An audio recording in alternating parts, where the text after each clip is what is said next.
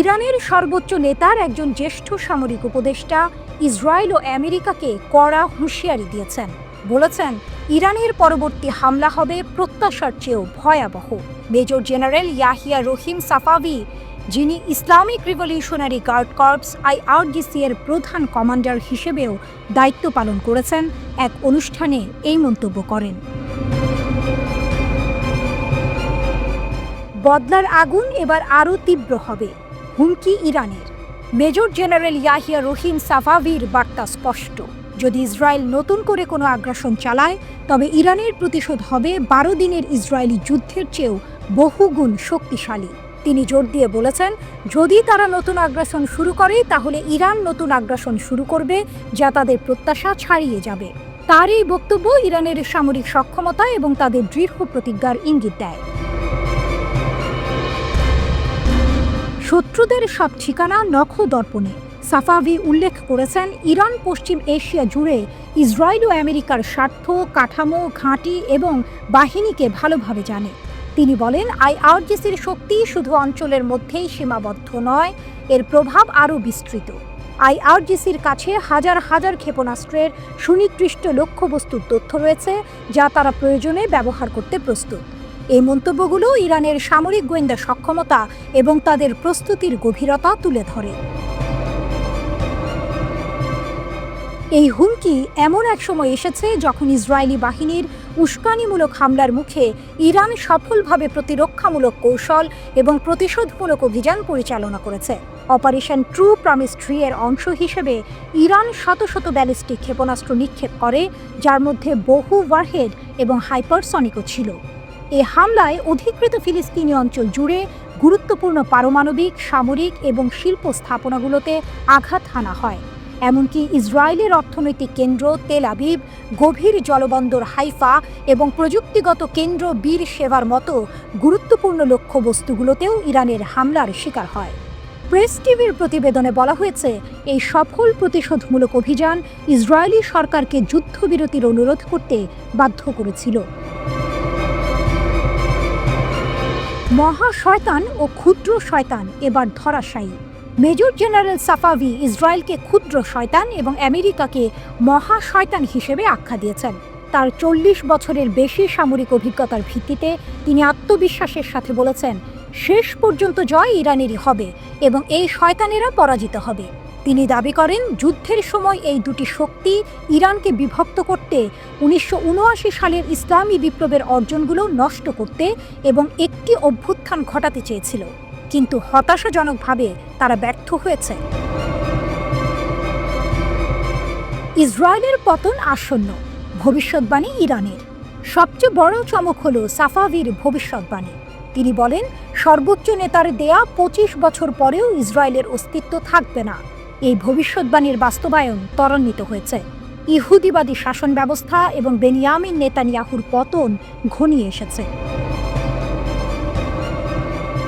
পশ্চিম এশিয়ার খেলার মোড় ঘুরছে।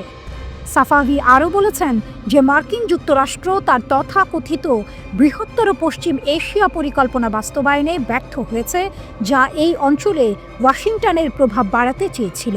তার মতে, 1.5 বিলিয়ন শক্তিশালী মুসলিম বিশ্বের ভবিষ্যৎ ক্ষমতা মার্কিন যুক্তরাষ্ট্রের পতনে ভূমিকা রাখবে।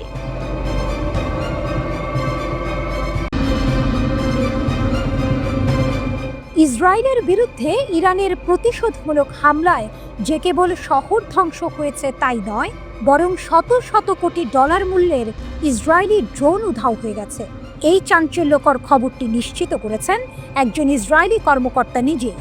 কিন্তু কিভাবে এমনটা সম্ভব হলো এবং এর পেছনের রহস্য কি? রহস্যময় ড্রোন উধাও, ইসরায়েলের নীরবতা। ইয়েদিয়ত আহরোনথ পত্রিকা প্রথম এই খবরটি প্রকাশ করে, যেখানে একজন ইসরায়েলি কর্মকর্তার উদ্ধৃতি দিয়ে বলা হয় যে আক্রমণকারী মনুষ্যবিহীন বিমানবাহী যানগুলো ইরানি ভূখণ্ডের মধ্যে অদৃশ্য হয়ে গেছে। অর্থাৎ ইরান সেগুলো হয় ধ্বংস করেছে, নয়তো আটক করেছে।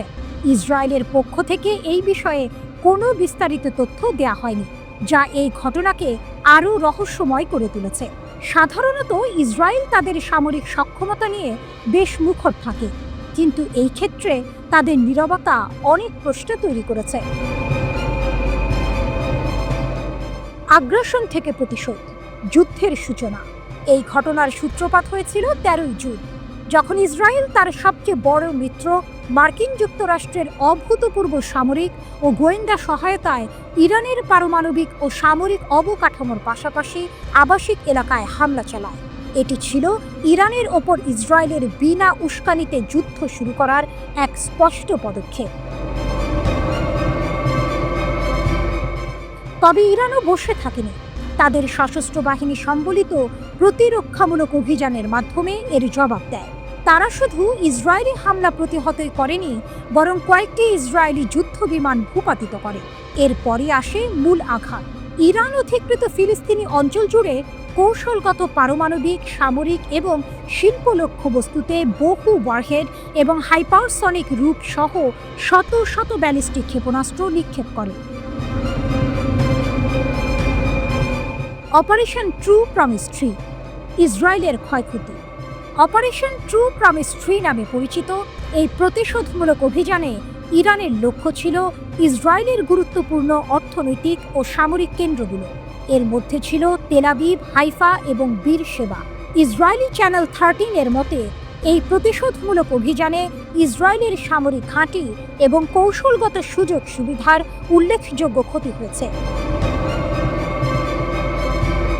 আশ্চর্যের বিষয় হলো, ইসরায়েলি কর্মকর্তারা, এমনকি শীর্ষস্থানীয় ব্যক্তিরাও এই ধ্বংসের প্রকৃত পরিমাণ সম্পর্কে কোনো আনুষ্ঠানিক অনুমান প্রকাশ করেনি। বরং তেল আবিবের বসতি স্থাপনকারীদের দ্বারা ক্ষতির নথিভুক্তিকরণ রোধ করার জন্য তাদের তীব্র প্রচেষ্টা লক্ষ্য করা গেছে। তবুও ইসরায়েলের অর্থ মন্ত্রণালয়ের অনুমান অনুযায়ী এই প্রতিশোধমূলক অভিযানের ফলে প্রায় $3 বিলিয়ন ক্ষতি হয়েছে।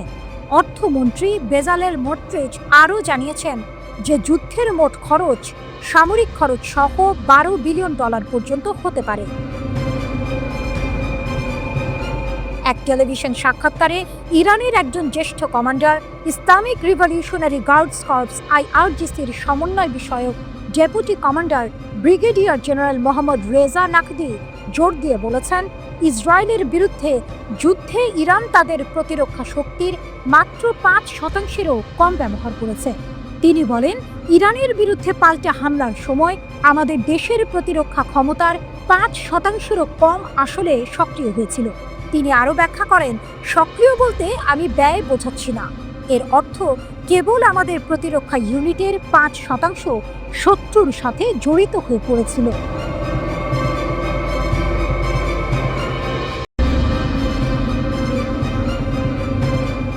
মার্কিন হামলা সত্ত্বেও ইরান কি সত্যিই পরমাণু বোমা বানানোর পথে?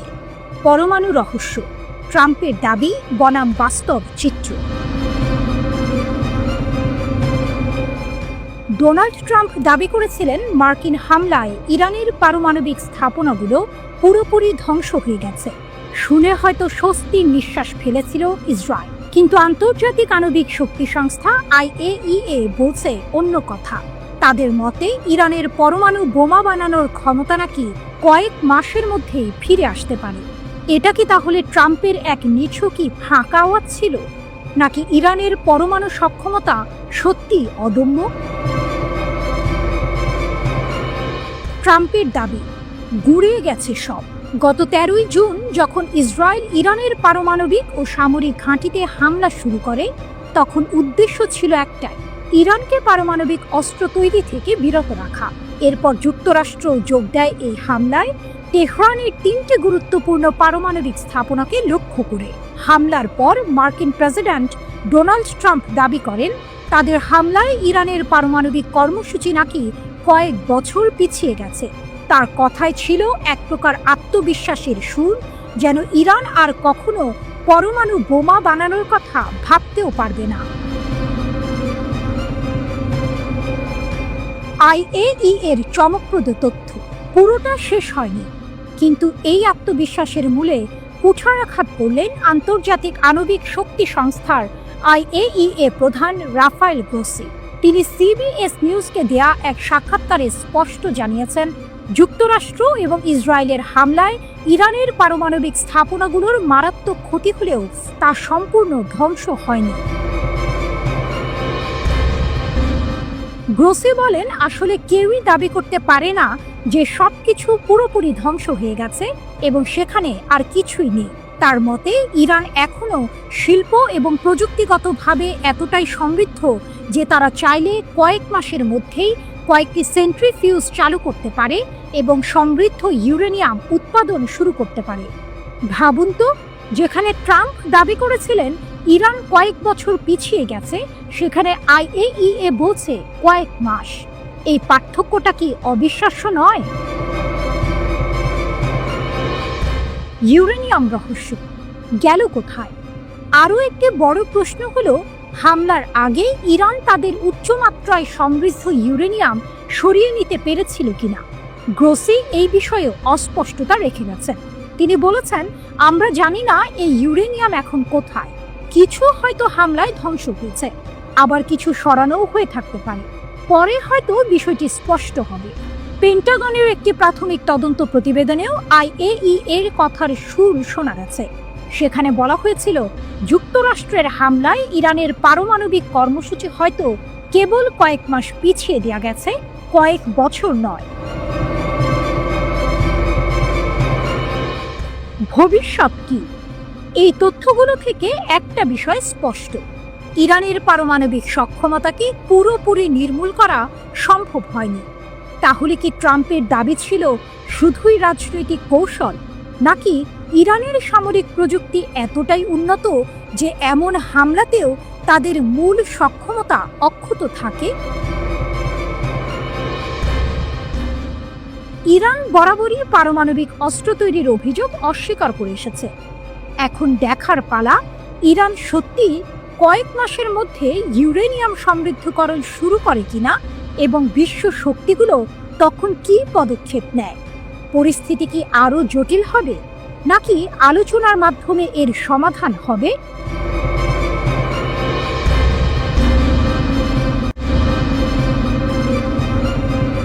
ইরান ইসরায়েল উত্তেজনার রেশ কাটতে না কাটতেই আবারও আলোচনার কেন্দ্রে চলে এসেছে ইরানের পরমাণু কর্মসূচি। এবার আর ফোর্দো নয়, বিশ্ববাসীর নজর এখন মধ্য ইরানের ইস্পাহানের ভূগর্ভে। সেখানেই লুকিয়ে আছে তেহরানের সবচেয়ে গোপন এবং দুর্ভেদ্য পারমাণবিক ঘাঁটি, যেখানে রয়েছে ইরানের সমৃদ্ধ ইউরেনিয়ামের সবচেয়ে বড় মজুদ। ইস্পাহানের গোপন রহস্য। ওয়াশিংটনের সামরিক ও গোয়েন্দা কর্মকর্তারা দাবি করেছেন, ইস্পাহানের এই ঘাঁটিতে ইরান তার ইউরেনিয়ামের প্রায় 60% মজুত করে রেখেছে। মার্কিন কর্মকর্তারা স্বীকার করেছেন, ইস্পাহান পারমাণবিক স্থাপনায় হামলায় যুক্তরাষ্ট্র শক্তিশালী বাংকার বাস্টার বোমা ব্যবহার করেনি, কারণ এই স্থাপনাটি এতটাই গভীরে যে এই ধরনের বোমাও সেখানে কার্যকর হতো না। মার্কিন সিনেটরদের এক গোপন ব্রিফিংয়ে এই চাঞ্চল্যকর তথ্য নিশ্চিত করেছেন মার্কিন প্রতিরক্ষা বিভাগের জয়েন্ট চিফস অব স্টাফের চেয়ারম্যান জেনারেল ড্যান কেইন। মার্কিন সংবাদ মাধ্যম CNN এই খবর জানায়।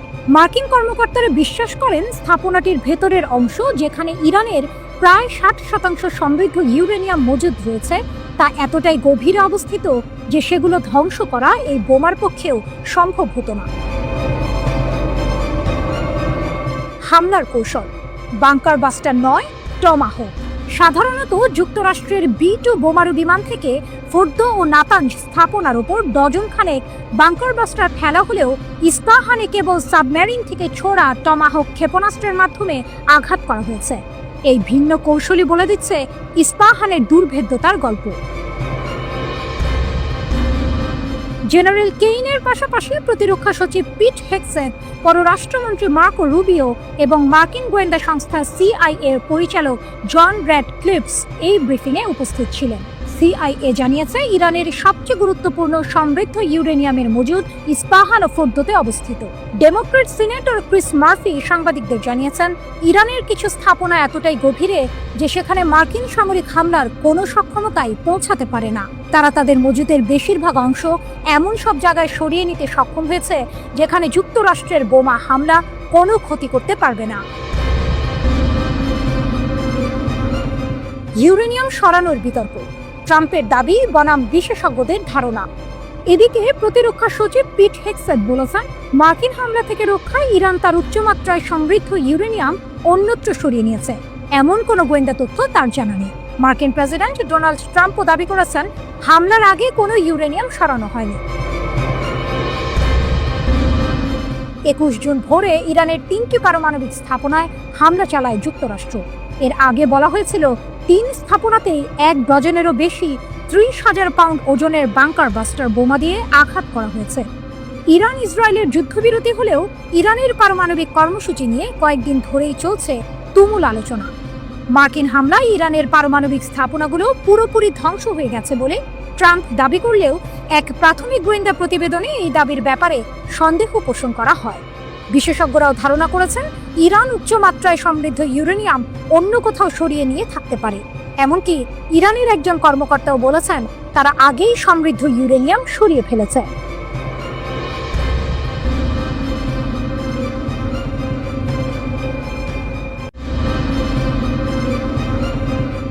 ইয়েমেনের সশস্ত্র বাহিনী YAF আবারও ইসরায়েলকে বড়সড় ধাক্কা দিয়েছে। এবার তাদের জুলফিকার ক্ষেপণাস্ত্র সরাসরি আঘাত হেনেছে বীর শেবার একটি সংবেদনশীল ইসরায়েলি সামরিক লক্ষ্যবস্তুতে। এই হামলা ইসরায়েলের শক্তিশালী আকাশ প্রতিরক্ষা ব্যবস্থার দুর্বলতাগুলো আরও একবার চোখে আঙুল দিয়ে দেখিয়ে দিল। ইয়েমেনি সশস্ত্র বাহিনীর মুখপাত্র ব্রিগেডিয়ার জেনারেল ইয়াহিয়া সারি ঘোষণা করেছেন বীর শেবাতে একটি স্পর্শকাতর ইসরায়েলি সামরিক স্থানে দূরপাল্লার ক্ষেপণাস্ত্র হামলা চালানো হয়েছে। এটি ফিলিস্তিনিদের প্রতি ইয়েমেনের সামরিক সহায়তার এক নতুন মাত্রা যোগ করেছে। সবচেয়ে তাৎপর্যপূর্ণ বিষয় হলো এই প্রথম ইয়েমেনি বাহিনী প্রকাশ্যে স্বীকার করল যে তারা ইয়েমেনি ভূখণ্ড থেকে প্রায় 2243 কিলোমিটার দূরে অবস্থিত বীর শেবাতে জুলফিকার ক্ষেপণাস্ত্র নিক্ষেপ করেছে। এই হামলার পরিসর এবং নির্ভুলতা সামরিক বিশ্লেষকদের অবাক করে দিয়েছে। এই হামলার গুরুত্ব কেবল এর বিশাল পাল্লার মধ্যেই সীমাবদ্ধ নয়, বরং ইসরায়েলের বহু স্তরযুক্ত বিমান প্রতিরক্ষা নেটওয়ার্ক, যার মধ্যে রয়েছে আয়রন ডোম, ডেভিড স্লিং এবং অ্যারো সিস্টেম, এড়িয়ে ক্ষেপণাস্ত্রটির সফল আঘাত হানার ঘটনাও এর গুরুত্ব বাড়িয়ে দিয়েছে। ইসরায়েলি সংবাদ মাধ্যম নিশ্চিত করেছে বীর শেবা আরাদ অঞ্চল এবং মৃত সাগরের কিছু অংশে সাইরেন বেজে ওঠে এবং এর কিছুক্ষণ পরেই একটি বিস্ফোরণের খবর পাওয়া যায়। যদিও ইসরায়েলি কর্মকর্তারা দাবি করেছেন যে ক্ষেপণাস্ত্রটি প্রতিহত করা হয়েছে, তবে এর পরপরই সাইরেন বেজে ওঠা এবং বিস্ফোরণের খবর তাদের দাবিকে প্রশ্নবিদ্ধ করেছে। ক্ষেপণাস্ত্রটি থামাতে ইসরায়েলের ব্যর্থতা তাদের বিমান প্রতিরক্ষা ব্যবস্থার ক্রমবর্ধমান দুর্বলতা, বিশেষত দক্ষিণ দিক থেকে আসা হুমকির বিরুদ্ধে স্পষ্ট করে তুলেছে। বিশ্লেষকরা বলছেন ক্ষেপণাস্ত্রের গতিপথের সমতলতা, অপ্রত্যাশিত উৎক্ষেপণ কোণ এবং ইন্টারসেপ্টর মজুদের ওপর চাপ এর পেছনে কাজ করেছে। প্রতিরক্ষা প্রতিবেদন অনুযায়ী ইসরায়েলের প্রযুক্তিগত উন্নত ব্যবস্থাও ইয়েমেন, লেবানন এবং ইরান সহ একাধিক ফ্রন্ট থেকে উৎক্ষেপিত দূরপাল্লার নির্ভুল অস্ত্রের সামনে ক্রমশ চ্যালেঞ্জের মুখে পড়েছে। জেনারেল সারি জানিয়েছেন এই সর্বশেষ অভিযানটি গাজার ফিলিস্তিনিদের সমর্থনের একটি বৃহত্তর প্রচারণার অংশ। গত সপ্তাহেও ইয়েমেনি বাহিনী ব্যালিস্টিক ক্ষেপণাস্ত্র এবং ড্রোন ব্যবহার করে বীর শেবা, ইয়াফা এবং হাইফায় ইসরায়েলি সামরিক ও কৌশলগত স্থাপনাগুলিতে একাধিক হামলা চালিয়েছে। সারির দাবি অনুযায়ী এই সব হামলা তাদের লক্ষ্যবস্তুতে নির্ভুলভাবে আঘাত করেছে এবং তাদের কাঙ্ক্ষিত ফলাফল অর্জন করেছে। সারি দৃঢ়ভাবে বলেছেন অনুগত ইয়েমেন কখনোই ফিলিস্তিনি জনগণের প্রতি তার ধর্মীয়, নৈতিক এবং মানবিক বাধ্যবাধকতা ত্যাগ করবে না, পরিণতি যাই হোক না কেন। তিনি পুনরায় নিশ্চিত করেছেন যে ইসরায়েলি আগ্রাসন শেষ না হওয়া এবং অবরোধ প্রত্যাহার না হওয়া পর্যন্ত গাজার সাথে সংহতি জানিয়ে সামরিক অভিযান অব্যাহত থাকবে। সম্প্রতি ইয়েমেনি সশস্ত্র বাহিনী প্যালেস্টাইন 2 হাইপারসনিক ক্ষেপণাস্ত্রও মোতায়েন করেছে। 2023 সালের নভেম্বরে লোহিত সাগরে ইসরায়েল ও মার্কিন সমর্থিত নৌযানে হামলা শুরু করে ইয়েমেনি সশস্ত্র বাহিনী। এরপর যুক্তরাষ্ট্র ইসরায়েল দফায় দফায় ইয়েমেনে হামলা চালালেও তাদের তৎপরতা থামানো যায়নি। গোষ্ঠীটি ইরান সমর্থিত। ইরানের স্বার্থে পশ্চিমাদের সঙ্গে প্রক্সি যুদ্ধে লিপ্ত তারা।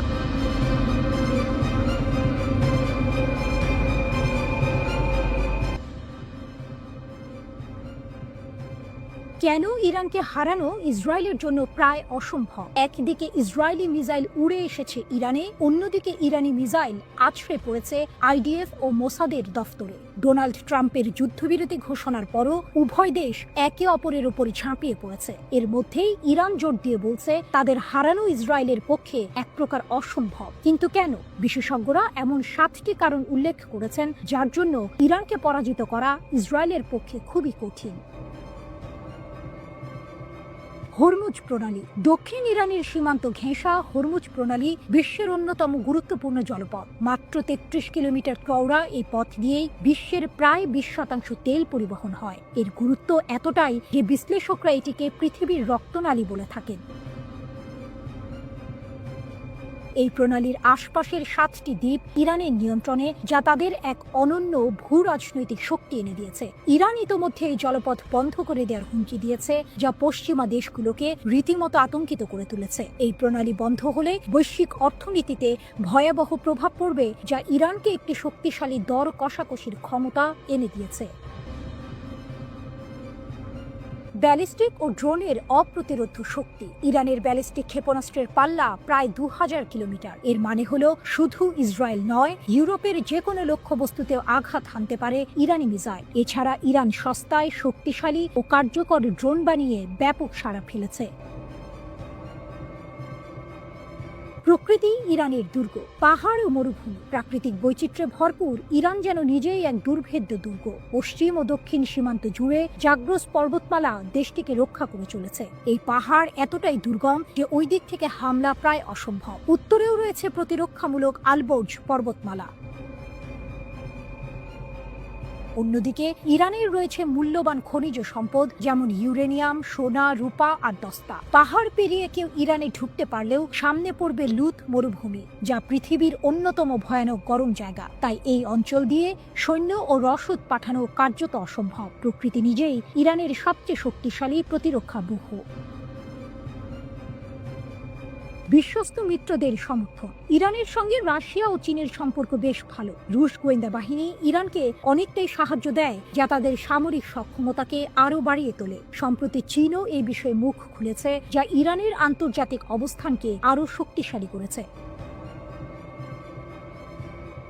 তেলের অফুরন্ত ভাণ্ডার। বিশ্বে মোট উৎপাদিত তেলের একটি বড় অংশ ইরান উৎপাদন করে। ইরানের তেল ও প্রাকৃতিক গ্যাস মজুদের পরিমাণ যথাক্রমে বিশ্বের মোট রিজার্ভের 10 ও 15%। এই বিশাল মজুদ তাদের অর্থনৈতিক ও রাজনৈতিকভাবে অন্য অনেক দেশের থেকে এগিয়ে রেখেছে। এটি তাদের উপর চাপ সৃষ্টি করা কঠিন করে তোলে, কারণ বিশ্বের জ্বালানি বাজারে ইরানের একটি গুরুত্বপূর্ণ ভূমিকা রয়েছে।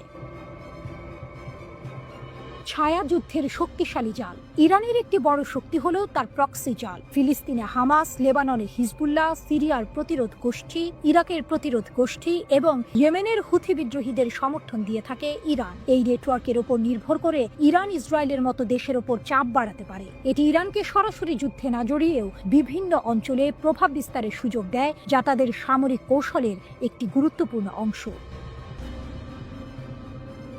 3 মহাদেশের সংযোগস্থলে কৌশলগত অবস্থান। ইউরোপ, এশিয়া এবং আফ্রিকা, এই 3টি মহাদেশের সংযোগস্থলে ইরানের অবস্থান। দেশটির রয়েছে 3টি গুরুত্বপূর্ণ জলসীমা। উত্তরে কাস্পিয়ান সাগর এবং দক্ষিণে পারস্য উপসাগর ও ওমান উপসাগর। গত 500 বছর ধরে একই সীমান্ত নিয়ে টিকে রয়েছে দেশটি। পৃথিবীর এমন কোনো শক্তি নেই যারা ইরানকে দখল করতে চায়নি, কিন্তু বারবারই ব্যর্থ হয়েছে এই ভৌগোলিক অবস্থানের জন্য। এই কৌশলগত অবস্থান ইরানকে এক অজেয় শক্তি হিসেবে প্রতিষ্ঠিত করেছে।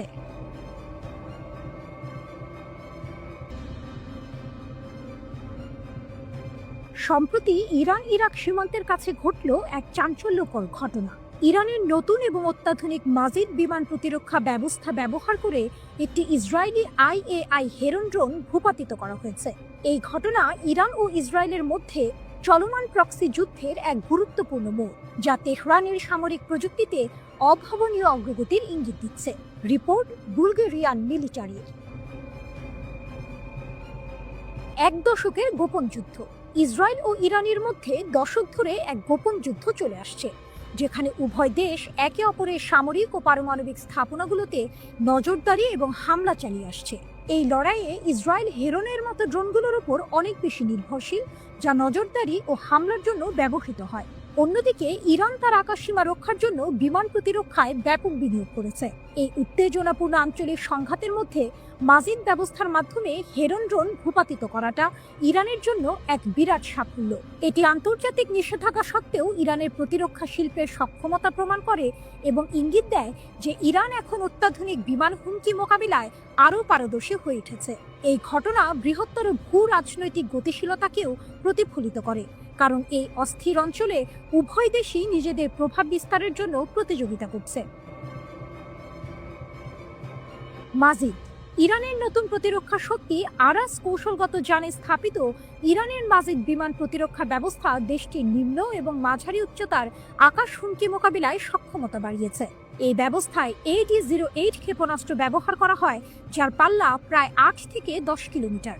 নির্ভুল লক্ষ্যবস্তুর জন্য এটি ইলেকট্রো অপটিক্যাল এবং রাডার নির্দেশনার এক অসাধারণ সমন্বয় ব্যবহার করে। 2019 সালে মার্কিন গ্লোবাল হককে ভূপাতিত করে সেভন ঘোড়দাদ ব্যাপক পরিচিতি লাভ করেছিল, কিন্তু মাজিদ সিস্টেম গতিশীলতা এবং দ্রুত স্থাপনার উপর জোর দেয়।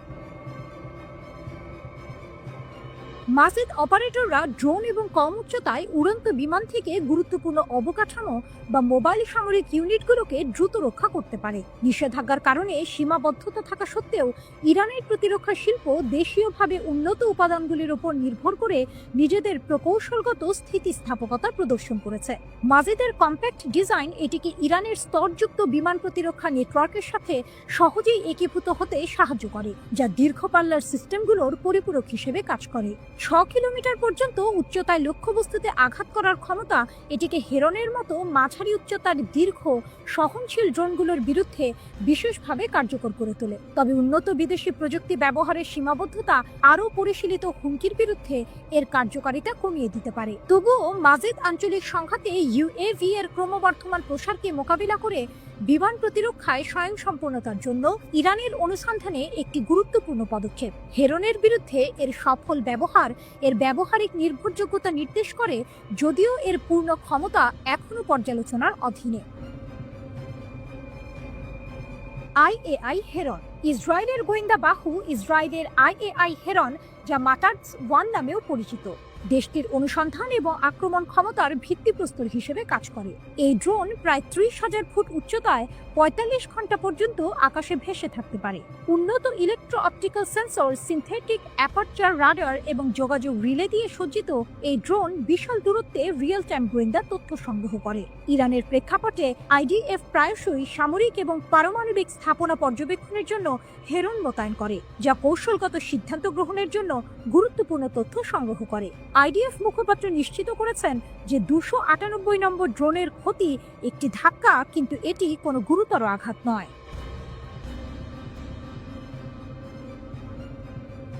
একটি জাতি জানে প্রতিটি নিঃশ্বাসের পাশে লুকিয়ে আছে ষড়যন্ত্রের ছায়া, তবু পায়ের নিচের মাটি তারা কারো দখলে যেতে দেয় না।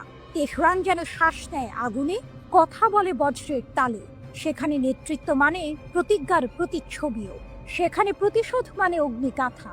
এই যুদ্ধের গল্পে গর্বে ফেটে পড়া ইসরায়েল কি নিঃশব্দ, আর যুক্তরাষ্ট্রকে দিগ্ভ্রান্ত এক সম্রাট যার কূটনীতি পথ হারিয়েছে মরুভূমির বালিতে। ইরানের শীর্ষ সামরিক কর্মকর্তারা যুক্তরাষ্ট্র এবং ইসরায়েলের বিরুদ্ধে কঠোর হুঁশিয়ারি উচ্চারণ করেছেন। তারা দাবি করেছেন ইরান সাম্প্রতিক সংঘাতে নিজেদের ইচ্ছাকে প্রতিষ্ঠিত করতে সক্ষম হয়েছে এবং ভবিষ্যতে যে কোনো আগ্রাসনের বিরুদ্ধে কঠোর প্রতিশোধ নিতে প্রস্তুত।